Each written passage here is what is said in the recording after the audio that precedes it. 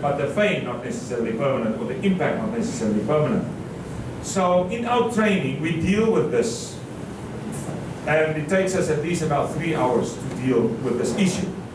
Everyone comes into a relationship with either pain or scars. No one is without scars.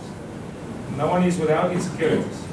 So the key thing is, and this is why we're writing the book on this, and that is the father and the mother wound, and how to get healing of the father and the mother wound. So for those that can buy the book, please buy it and read it thoroughly, over and over and over again, so that you can see how the healing needs to take place. So I want to encourage everyone, please make sure that you know your insecurities, and the book will help you to spot it. And that you also find a way of getting healing over your insecurities, so that you will not carry these insecurities into the lives of your children and hurt them with them. For not carrying it over, you've got to get healing for yourself, but also know what can you possibly do to inflict wounds on your children. And that's why the training is absolutely so essential. Now we have trained trainers here, and we go back home, but there are trainers. There are 20 men that said we can train. There are 30 women that said we can train. And we have, this is only from the last training, and we have from the previous training at least another 20 or 40 from the men that will be able to train. So there are at least 60 equipped trainers that can train men, and at least 13 equipped women that can train women to understand that you have to live life in a specific way that you will not inflict wounds on your children. That is a bad answer because it's way too short, but that is all I can say now for a short time. Is that okay? Make sure you get healing from your own wounds. Make sure you do not inflict wounds on your children by not knowing what are the investments that you should make at specific times in the lives of your children. So who gets to ask the last question? Anybody? The last question? Yes, there it comes. He's writing a whole book. She, I'm sorry.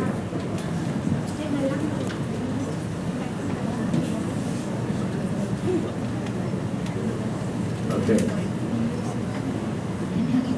I love you. Okay, the question goes, how can a family have harmony if the marriage of the husband and wife keeps quarreling? They cannot understand each other, cannot stand each other. Yeah. Quarreling. Yeah. How can they attain harmony? Harmony. If all they can do is quarrel and disagree. Yeah. And quarreling and harmony are not brothers and sisters. Is that right? They're not family. They don't live together, okay? Is that right? They never live together. Harmony and quarrel never live together. Is that right? So, let me say this. What we find is the following. If you Google and you say, what are the biggest problems in marriage? Google may answer something like this. Communication problems, sexual problems, and dealing with conflict problems. Neither of those three answers are right. Because what we find is those are symptoms of other things. Those are the fruits on the tree, but the roots are different things. And the roots come from exactly what I said here. The mother and the father wounds that they carry. So people think that if you only train them how to address conflict without taking the root out of the problem, they will be fine. They may be fine for a short while and then they will quarrel again. So I suggest that every person finding a lot of conflict in marriage, I think that 90% of all conflicts in marriage come from father or mother wounds that people carry. And that means you need healing for that.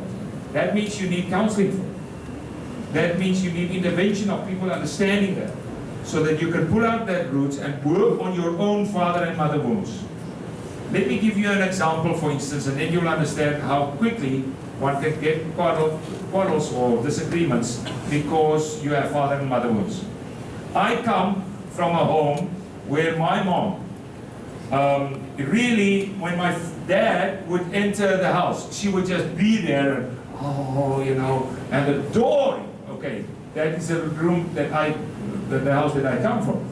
But I have a wound from that same house, and that is my father not affirming me when I was between 6 and 8 years old. So he should have said to me, that's great, but if I have 95%, he always said, now you should have 97. You know, so it was never good enough. Which means whatever I do, I feel it's not good enough. Now I come, I maybe have had a public speech, and I come home and I think to myself, because of my fatherhood, I think I'm not good enough. So I walk into the house. But as I'm entering the house, I think, wow, my woman will be there, adoring me. You know, irrespective. Is that right? So inside, I'm waiting for this adoration of my wife. Then here from another room, I hear, oh, you're back. Yes, I'm back. So I thought, she will do like my mother. Oh, it must have been absolutely brilliant. No, I hear from a room on the other side. Can you just put out the trash can, please? Why? Because my mother never saw, and it's not as bad as that, she's really much better now, okay, but... Yeah, just a story, okay. But you know what? She never saw her mother touch her father in a loving way. Never. I never saw this for all the years I spent in that house. So she had no example, you understand, of that closeness. Can you see? My insecurity, how I need that affirmation, and her insecurity of not that demonstration of intimacy. Can you see? Can you see how this clash? Now, instead of me understanding it, now I say, oh, so I'm not important in your life. You understand? And suddenly, she says, what are you talking about? And we quarrel. Can you see what I'm saying? It could be different reasons, but our insecurities are the main reasons for our disagreements. Because actually disagreements come mostly from a need that is not met. And we think it comes from difference in opinion. No, no, and again no. It comes from a need that is not met. And then we have a strange way of saying this, of addressing that need for the need, and that is when we start our quarrel. So I would suggest that if you have that, get someone that would facilitate and help and counsel you and get healing from the mother and the father wounds, and the quarreling will minimize. And so that later on, like now, we almost never quarrel anymore, and the reason for that is God has taught us what unconditional love means. But we have disagreements, but we never, ever even think of going, you know, to bed at night with an irritated mind. It never happens. It just never happens. Heaven at home is possible, but then we need training, and we need help often from other people for it. Is that done? That was the last one. Is that the last one? May I ask the last question? Yes. In this day and times, in this modern day and times, is divorce and annulment an option for Christian marriage? Why do you Should ask? it be? Why do you ask these huge questions when they want to go home? They cannot wait to get into the traffic. You No know, more traffic at this time. Right. I'm going to answer in a way you don't expect. Is that okay?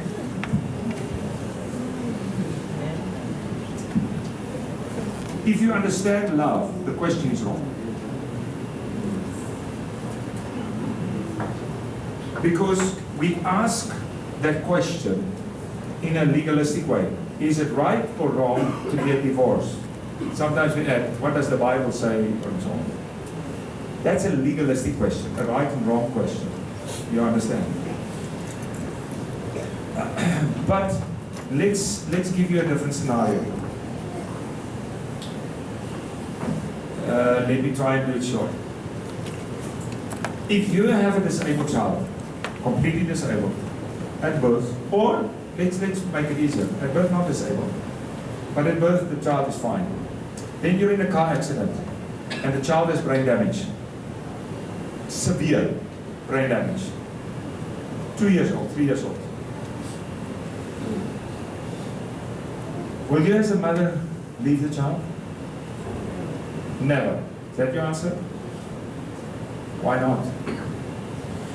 You see, the child can give you nothing because his brain is so damaged. The child can never smile. The child can only cry. The child can never feed himself, can never clean himself. But because you have unconditional love with no expectation, because now you can have no expectation. If the child was normal, you could have expectations. Now you can have no expectation because this is a condition. That is pure love. The other things, we say we love our children, we don't love our children. We have conditional love, which means I love you, but I expect also that you do so well, you clean up your room, you get good marks, so we have expectations. And expectation love is not pure love. Expectation love is always an exchange, and you wait for the return to yourself, the benefit for yourself. Unconditional love, like loving a disabled child, an extremely disabled child, no expectations, is a one-way love. One-way love. That is the only pure love. The only pure love that exists is a one-way love. Other love is self-centered, and that's not pure love, because that is self-love. All other love is self-love. When I say to my wife in the evening, I love you so much because I'm so romantic and I want sex from her that night, my wife now understands. And she looks at me, no you don't. No you don't. You love yourself. You want sex. So who do you actually love?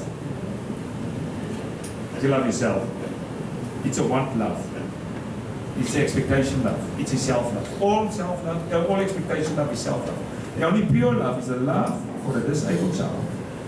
That can only go one way. Will you divorce a person like this? No. You will never divorce your child. You just told me. So that's your answer on your question. Because we are all married to disabled people.